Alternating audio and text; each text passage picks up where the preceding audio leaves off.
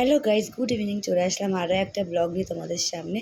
তো সবাই মিলে আবার চলে গেছে আমার মেজো বোনের বাড়িতে। তো এবার শুধু আমরা একা যাইনি, এবার গেছে আমার ভাই, ভাইয়ের বউ, তো তারপরে আমার ছেলের বন্ধু সবাই মিলে আমরা একসঙ্গে চলে গেলাম হচ্ছে কালিয়ানী বিল।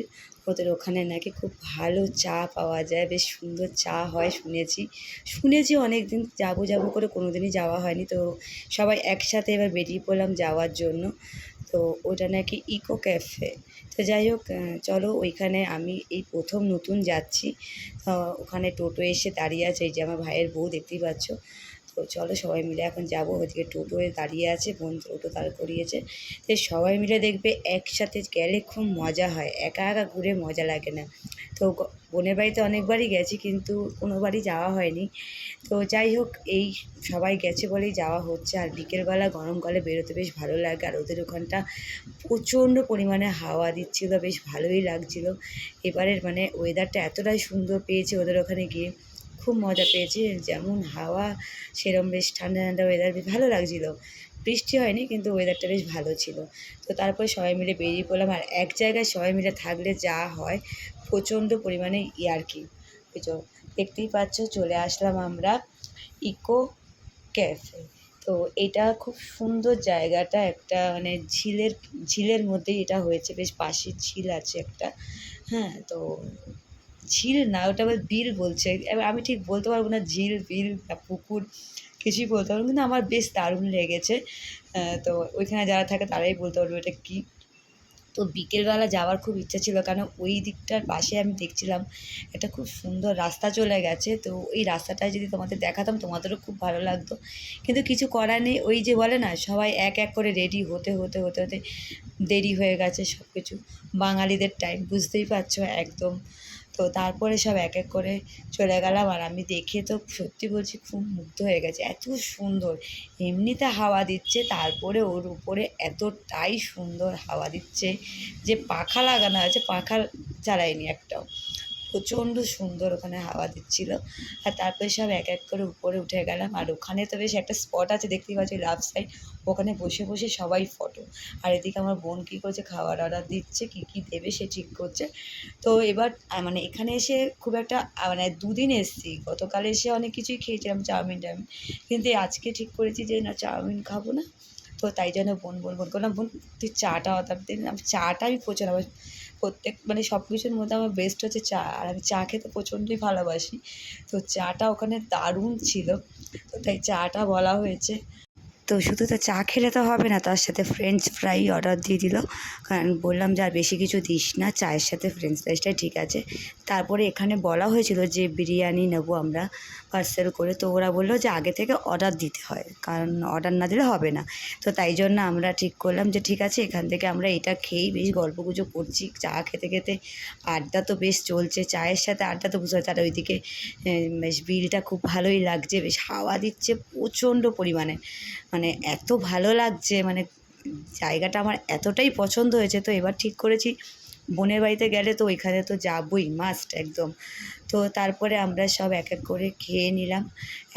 খেতে খেতে গল্প তো চলছেই, গল্প আর শেষ হচ্ছে না। কারণ সন্ধ্যের পরে সব কাজ টাজ সেরেই আমার বোন বলছে চল একেবারে বেরোবো, রাতে ঢুকবো, এত তাড়াতাড়ি ঢুকবো না।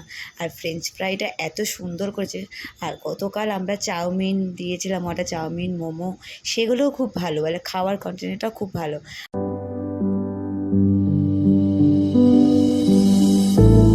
पास है मेरे पास है ऐसे मेरा कोई एहसास है जैसे तू पास है मेरे पास है ऐसे मेरा कोई एहसास है जैसे सैयारा तू तो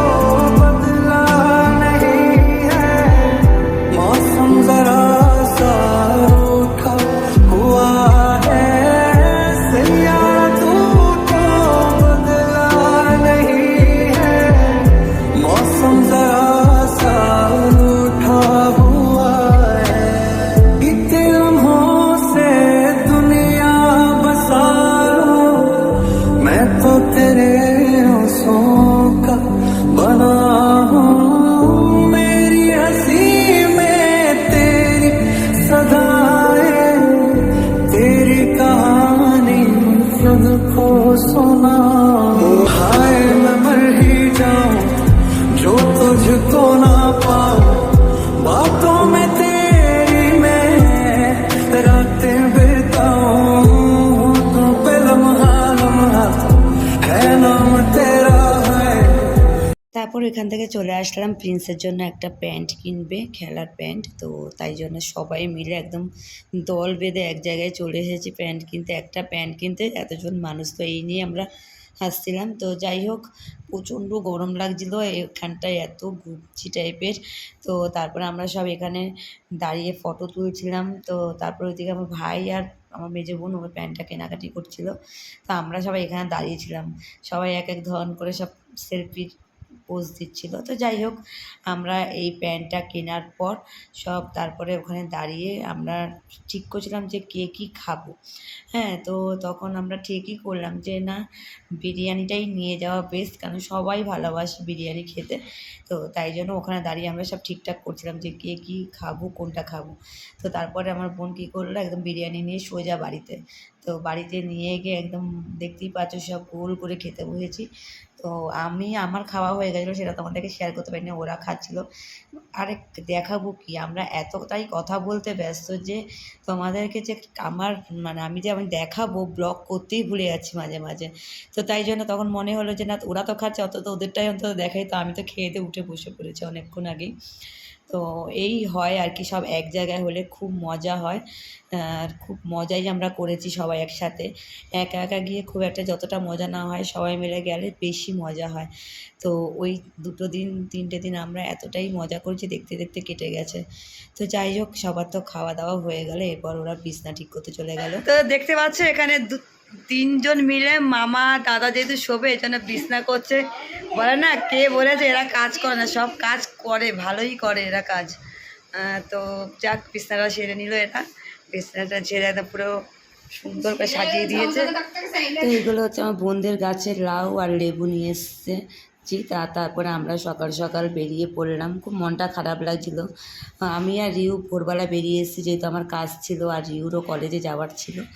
আর আমার ছেলে, আমার ভাই, ভাইয়ের বউ, ওরা পরে সবাই এসছে। এটা আমার বোনদের বাড়ি, দেখতেই পাচ্ছ। খুব মনটা খারাপ হয়েছে। চলো তো আজকের জন্য ব্লগটা এইটুকু, টাটা, সবাই ভালো থেকো।